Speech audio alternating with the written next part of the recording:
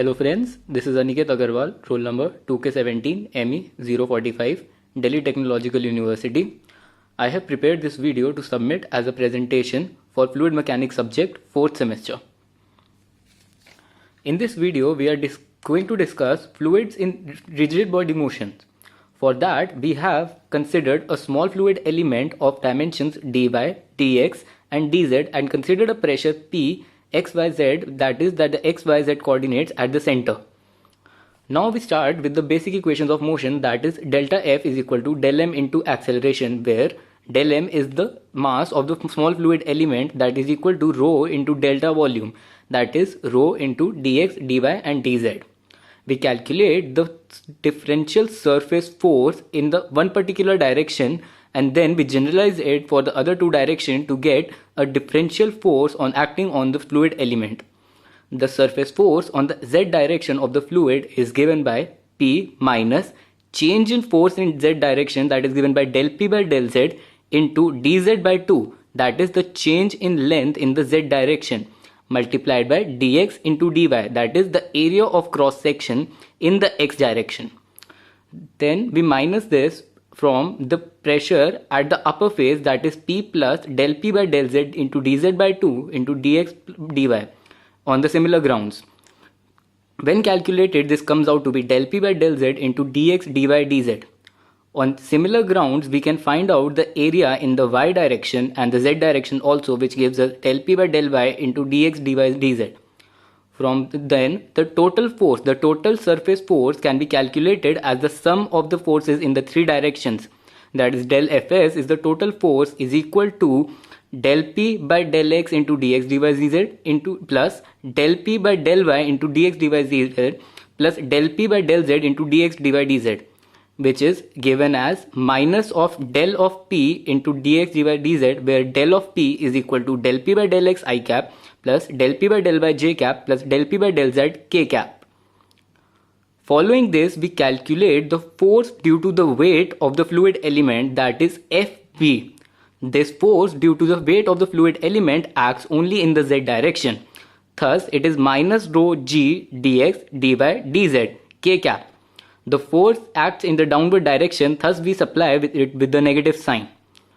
Now for the total force, we have to add the force due to its own weight and the force due to the surface interactions, that is the pressure difference. The total force acting on the fluid element comes out to be negative of del P plus rho g into k cap into dx dy dz. Dx dy dz gives us the differential volume of the fluid element. Now, equation of motion gives the force applied is equal to the change in acceleration of a given unit mass. Cancelling mass from both sides gives us this equation, which presents del of P plus rho g k cap is equal to minus of rho into acceleration. For accelerating fluids and resolving it into components, that is resolving the del of P into components, we get del P by del x is equal to minus rho ax, del P by del y is equal to minus rho ay, and del P by del z is equal to minus rho g plus az. This additional component of g can be observed only in the z component because this acts on the weight of the fluid element.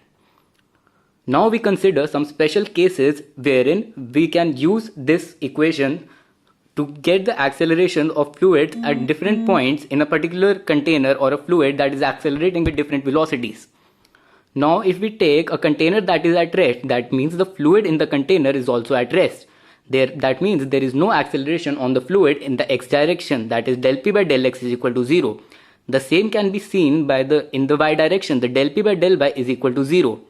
But in the z direction, the g, that is the force due to the own weight of the fluid element, is still acting. Thus del P by del z is not equal to 0 and is equal to minus rho into g. For a freely falling fluid body, del P by del x, del P by del y and del P by del z is equal to 0. How we came to this can be explained herein. We know that the acceleration in all of the three directions can be given by this equation. Now here ax is equal to 0, ay is equal to 0, but az is not equal to 0. Az is equal to minus g as the fluid is freely falling. Now g and minus g cancel each other, giving us dp by dz is equal to 0.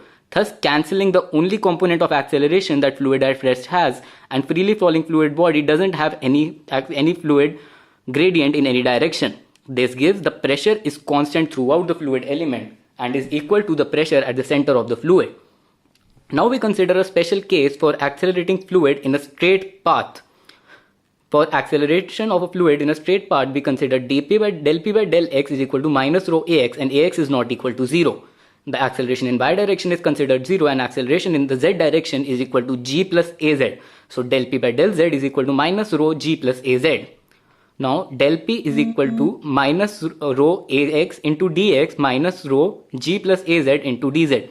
This gives the equation of the pressure variation along the x direction and the z direction compiled together. This Gp can be written as the difference in pressure at 2 points. P2 minus P1 is equal to minus rho ax into x2 minus x1, that are x2 and x1 are the positions at which the particle is present in the horizontal direction, and z2 and z1 are the difference in the vertical heights of those two particles. Now the vertical rise in the pressure is observed by delta Zs is equal to Zs2 minus Zs1 is equal to minus of ax by g plus az into x2 minus x1. This can be easily derived from the above equation.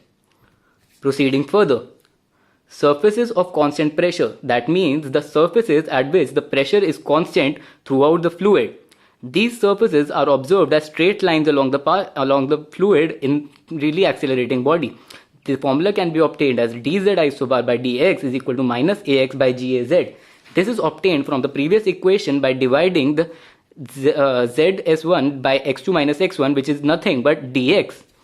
So which gives dz isobar by dx is equal to minus ax by gaz is equal to constant. This formula also provides us with the slope for the accelerating liquid. This slope is nothing but tan theta and is given by minus ax by g plus az. So in this video we have discussed about the three special cases of accelerating fluids, that are fluid at rest, fluid in freely falling fluid body, and fluid accelerating on a straight line. These covers all the topics of fluid in rigid body motion. Thank you and have a nice day.